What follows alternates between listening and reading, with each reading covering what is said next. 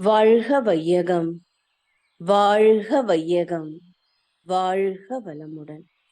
குரு வாழ்க, குருவே துணை.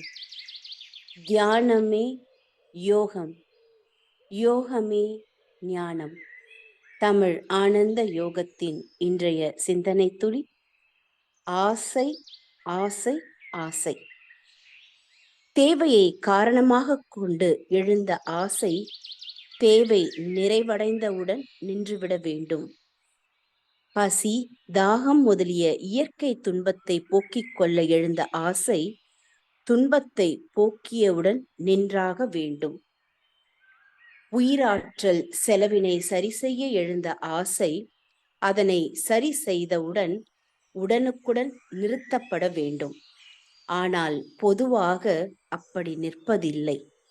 தேவை நிறைவடையும் போது ஏற்பட்ட திருப்தியின் மீது அல்லது இன்பத்தின் மீது மனம் மயங்கி விடுகிறது. எந்த காரியம் இன்பத்தை தந்ததோ அந்த காரியத்தை தேவையில்லாமலேயே செய்ய முனைகிறது.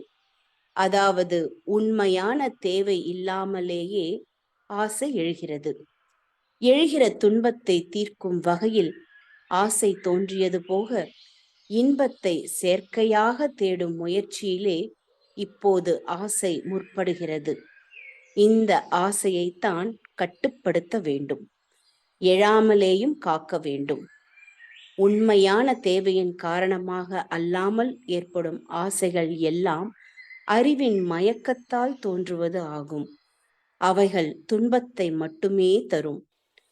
தகுந்த காரணத்தால் ஏற்பட்ட ஆசைகளாக இருந்தாலும் அவ்வாசைகளை நிறைவு செய்யும் முயற்சியில் தனக்கோ பிறர்க்கோ எதிர்கால விளைவாக துன்பம் தோன்றுமானால் அவ்வாசைகளும் தடுக்கப்பட வேண்டும்.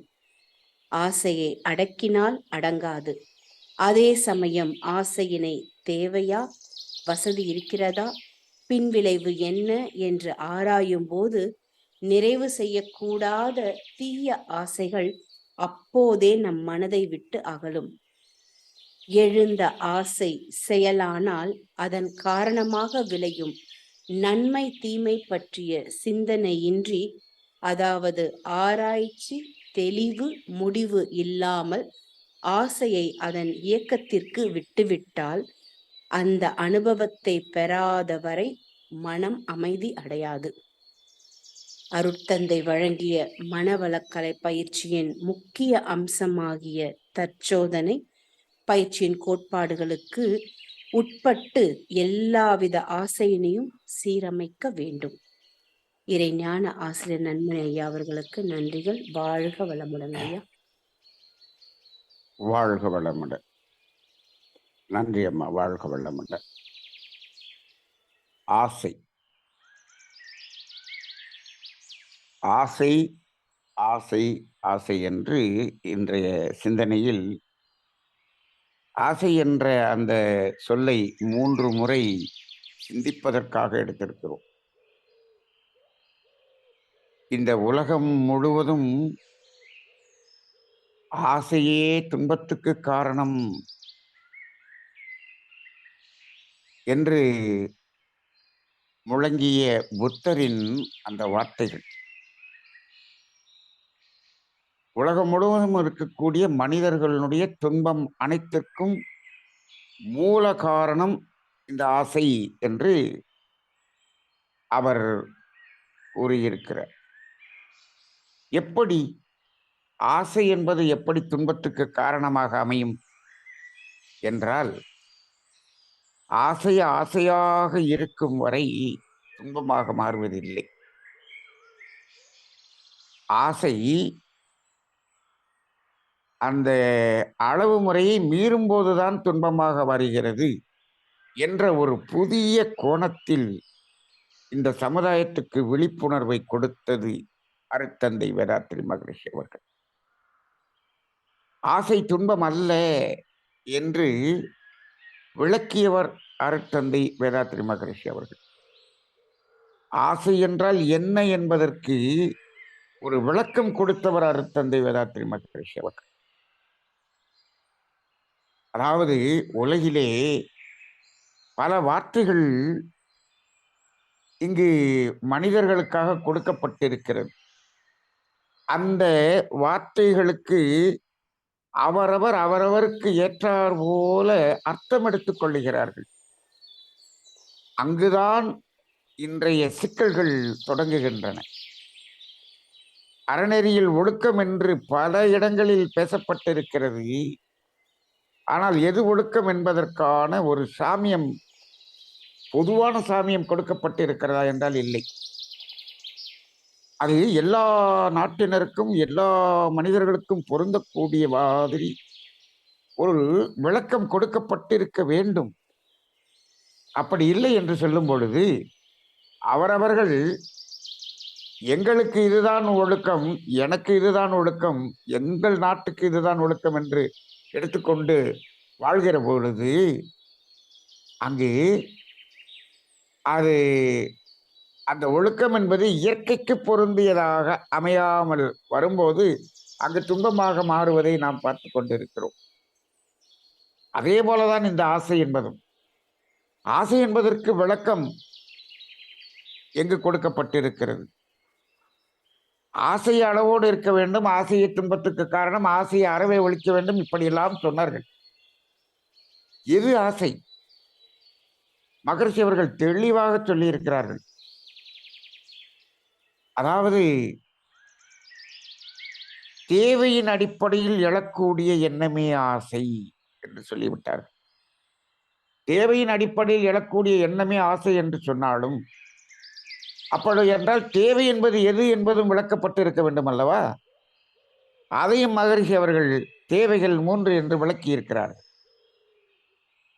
அந்த தேவைகள் என்ன என்று பார்க்கும் பொழுது அதுதான் ஒவ்வொரு மனிதனுக்கும், ஒவ்வொரு ஜீவனுக்கும், மனிதன் என்று கூட சொல்ல முடியாது, ஒவ்வொரு ஜீவனுக்கும் வரக்கூடிய இயற்கை துன்பங்கள். அப்ப அந்த இயற்கை துன்பம் இல்லாத மனிதன் இல்லை, இல்லாத உயிரினம் இல்லை. எல்லோருக்கும் அந்த இயற்கை துன்பம் என்பது இருக்கும். அப்ப அந்த துன்பம் வரும் பொழுது அதை நிறைவு செய்து கொள்வதற்காக இந்த மனம் எடுக்கிற முயற்சி, அதற்காக எழுகிற எண்ணம், இதுதான் ஆசை என்று தெளிவாக சொல்லிவிட்டார்கள். இப்பொழுது அந்த ஆசையை நிறைவேற்றுவதற்காக, துன்பத்தை போக்குவதற்காக நாம் முயற்சி செய்கிறோம். இயற்கை துன்பத்தை போக்குகிறோம். அந்த போக்கிய இடத்தில், அந்த இயற்கை துன்பம் நீங்கிய இடத்தில் இங்கு மகரிஷி அவர்கள் தெளிவான விளக்கத்தை கொடுத்திருக்கிறார்கள். துன்பம் நீங்கிய இடம் இன்பம் என்று ஒரு சாமியம் கொடுத்திருக்கிறார்கள். அதை இந்த இடத்தில் அப்படியே பொருத்தி பாருங்கள்.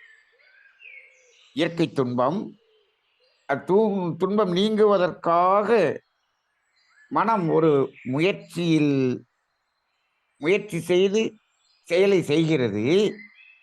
அங்கு துன்பம் நீங்குகிறது. அதுதான் விளைவு. அந்த துன்பம் நீங்கிய இடம் என்று சொல்லுகிறாரே, அது என்ன? இன்பம் என்று சொல்லுகிறார். துன்பம் நீங்கிய இடம் இன்பம். அந்த இடத்தில் இருப்பது இன்பம். இன்பம் என்பது வருவதல்ல, இன்பம் என்பது பெறுவதல்ல, இன்பம் என்பது கொடுக்கப்படுவதல்ல, பெறப்படுவதும் அல்ல. துன்பம் நீங்கிய இடம், அந்த இடத்தில் இருப்பது இன்பம். அப்ப இன்பம் என்பது ஒரு இருப்பு. அப்ப அந்த துன்பம் நீங்கிய இடத்தில் அந்த இன்பத்தை உணர்கிறோம். இங்குதான் மனிதன் சிக்கிக்கொண்டான். இந்த இன்பம் என்பது இருப்பிலிருந்து நாம் உணர்கிறோம் என்பதை உணராமல், இதை நாம் முயற்சி செய்து பெற்றிருக்கிறோம் என்று நினைக்கின்றான். அதனால் என்ன செய்கிறான்? இந்த இன்பம் தொடர வேண்டும் என்பதற்காக அதே ஆசைக்காக ஏற்பட்ட அந்த செயலை தொடர்கின்றான். இங்குதான் மயக்கம். இப்ப இந்த இடத்தில் இதையே இன்னொரு தத்துவத்தில் பொருத்தி பார்க்க வேண்டும் என்று இப்பொழுது என் மனம் தோன்றுகிறது. என்ன என்றால், இப்பொழுது நாம் இரண்டொழுக்க பண்பாட்டிலே 2வது ஒழுக்கம் என்ன செய்கிறோம்? துன்பப்படும் உயிர்களுக்கு நம்மாலான உதவிகளை செய்வோம். இது என்ன? புண்ணிய செயல். இதை எதற்காக செய்கிறோம்? எதற்காக செய்கிறோம் என்று சொன்னால், அதாவது நமது கர்மவினை நீங்குவதற்காக அதை செய்கிறோம். இப்ப எதற்காக சாப்பிட்டோம்? எதற்காக உணவை தேடினோம்? இயற்கை துன்பம் நீங்குவதற்காக உணவை தேடினோம். அதுதானே? அதே போல இங்கு கர்மவினை என்பது துன்பமாக வர இருக்கிறது அல்லவா? அது துன்பமாக வராமல் தடுப்பதற்காக நாம் என்ன செய்தோம்? புண்ணியம் செய்தோம். இயற்கை துன்பத்தை நீக்குவதற்காகத்தான் என்று சொல்லும்போது, அதே போல இங்கும் அந்த கர்மவினை போக்குவதற்காகத்தான் புண்ணியம் செய்தோம். ரைட். புண்ணியம் செய்தோம் அல்லவா?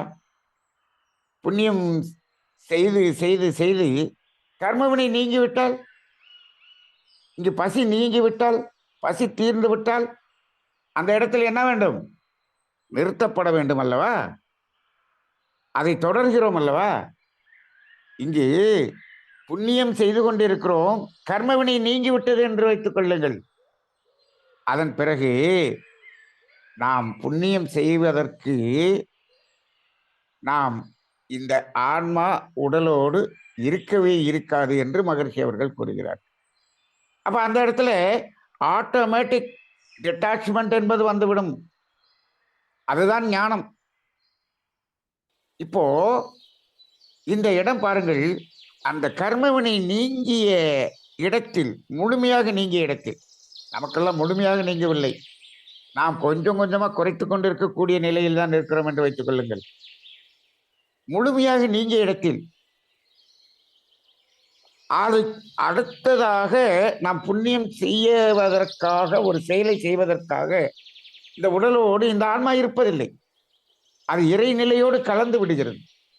அப்ப அந்த டோட்டல் டிட்டாச்மெண்ட் அந்த நடந்து விடுகிறது. அப்ப இயற்கை என்ன சொல்லுகிறது? அந்த துன்பம் நீங்கிய இடத்தில், துன்பம் வரவேண்டிய அந்த கர்மவினை நீங்கிய இடத்தில் கூட இறைவி நிலை தன்னோடு நம்மை இணைத்துக் கொள்கிறது. ஆனந்த நிலைக்கு நம்மை அழைத்து சென்று அங்கு இணைத்து விடுகிறது. அப்ப இந்த இடத்திலே இங்கு இயற்கை துன்பம் என்று இருக்கிறதே, அந்த துன்பம் நீங்கிய இடத்தில் நாம் நிற்க வேண்டுமா வேண்டாமா? நின்றால் அந்த இன்பத்தை இன்பமாகவே உணர்ந்து கொள்ளலாம். ஆனால் மனிதனிடம் இருக்கக்கூடிய பெரிய மயக்கம், இந்த உணவுதான் நமக்கு இந்த இன்பத்தை கொடுத்தது என்று மயங்கி அந்த உணவை தொடர்ந்து எடுக்க வேண்டும் என்று நினைக்கிறான். அந்த இன்பம் என்பது இயல்பாக இருப்பிலிருந்து நமக்கு கிடைத்தது என்பதை உணராத நிலை. இப்பொழுது மகரிஷியினுடைய தத்துவங்களில் இது மிக மிக மிக முக்கியமான தத்துவம், அறியப்பட வேண்டிய தத்துவம். ஆசிரியர்கள் பெரும்பாலும் இந்த இடத்தை விளக்குவதே கிடையாது. இதை உணர்ந்தால் அன்றி நாம் அந்த ஒரு ஆசை என்ற நிலையை அந்த இடத்தில் நிறுத்துவது என்பது இயலாத காரியமாக இருக்கிறது. என்ன என்றால், அந்த இன்பம் என்பது இயல்பாக நம்மிடம் இருக்கக்கூடியது என்பது. இதை பல இடங்களில் மகரிஷி அவர்கள் கூறியிருக்கிறார். இன்பம் என்பது இயல்பாக எப்பொழுதும் இருக்கக்கூடியது என்பதை இன்பம் துன்பம் என்ற கவியிலே மகரிஷி அவர்கள் விளக்கி இருக்கிறார்கள். ஆக அந்த இன்பம், அமைதி, நிறைவு, ஆனந்தம், ஆரோக்கியம், இவ்வாறு மகிழ்ச்சி, இந்த உணர்வுகள் எல்லாம் இயல்பாக எல்லோரிடமும் இருக்கக்கூடியது என்பதை நாம் உணர்ந்தால்தான் இந்த நிலையிலிருந்து நாம் மயக்கத்திலிருந்து விலக முடியும். அப்ப இப்படி இதை தொடர்ந்து செய்து கொண்டிருக்கிறானே, இதில்தான் இன்பம் கிடைத்தது என்று அந்த செயலை தொடர்ந்து செய்து கொண்டிருக்கிறானே, இந்த மயக்கம் இப்பொழுது எங்கு வரைக்கும் சென்றிருக்கிறது என்று பார்த்தால், இவன் என்ன செய்கிறான்? அதாவது இந்த புண்ணியம் செய்வதை கூட இந்த பாவம் என்பதை அளிப்பதற்காக புண்ணியம் செய்கிறோம் என்ற உணர்வை கடந்து என்ன செய்கிறான், இந்த புண்ணியம் செய்து அதன் மூலமாக நான் ஒரு இன்பத்தை, மகிழ்ச்சியை, ஆனந்தத்தை பெற இருக்கிறேன் என்று நினைத்து கொண்டு புண்ணியம் செய்கிறான். இப்படி ஒரு பயிற்சிகள் கொடுக்கக்கூடிய ஆசிரியர்களே சொல்லிக் கொண்டிருப்பதையும் பார்க்கிறோம்.